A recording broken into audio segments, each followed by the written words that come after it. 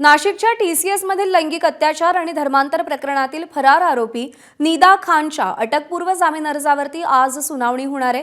गेल्या 2 सुनावणीमध्ये सरकारी वकील आणि संशयित आरोपीच्या वकिलांनी युक्तिवाद केला होता। दोन्ही बाजू ऐकून घेतल्यानंतर न्यायाधीशांनी निकाल राखून ठेवला होता। सध्या अटकेत असलेल्या संशयित आरोपींना निदा खानने मदत केल्याचाही आरोप आहे। त्यामुळे निदा खानला अटकपूर्व जामीन मिळणार की फेटाळला जाणार याकडे लक्ष लागलंय।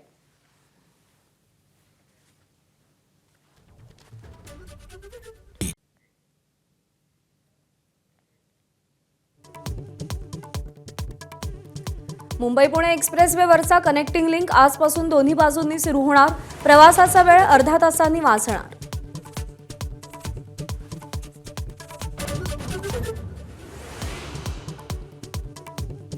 पुणे जिल्ह्यातल्या नसरापूरमध्ये आता परिस्थिती नियंत्रणात। 65 वर्षांच्या वृद्धाचा 4 वर्षांच्या चिमुरडीवर अत्याचार।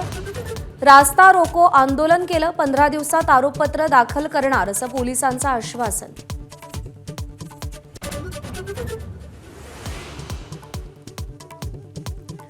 अशोक खरात प्रकरणात प्रतिभा चाकणकर आणि मुलगा तन्मय यांना ईडीचं समन। समता पतसंस्थेतल्या 70 कोटी रुपयांच्या मनी लॉन्ड्रिंग प्रकरणी नोटीस।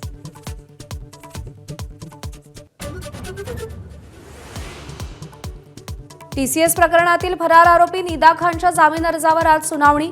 2 दिवसांपूर्वी युक्तिवाद पूर्ण। जामीन मिळणार की फेटाळला जाणार याकडे लक्ष।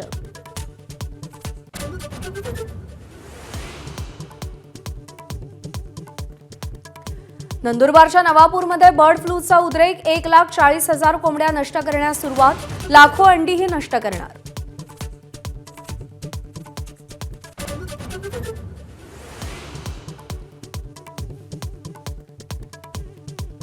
बारावीच्या परीक्षेचा आज निकाल। दुपारी 1 वाजता निकाल पाहता येणार। सकाळी 11 वाजता बोर्डाची पत्रकार परिषद।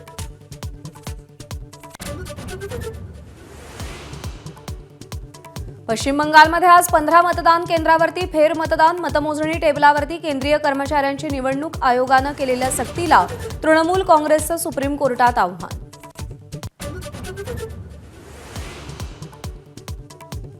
राष्ट्राध्यक्ष डोनाल्ड ट्रम्प यांनी इराणचा चर्चेचा नवा प्रस्ताव फेटाळला। इराणच्या नेतृत्वातच ताळमेळ नसल्याची टीका, तर इराणच्या नेत्यांसोबत फोनवरून चर्चा सुरू असल्याची ट्रम्प यांची माहिती।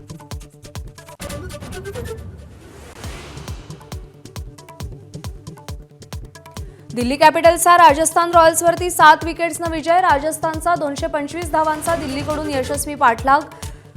पथुम निसंका, KL राहुलची तडाखेबंद खेळ।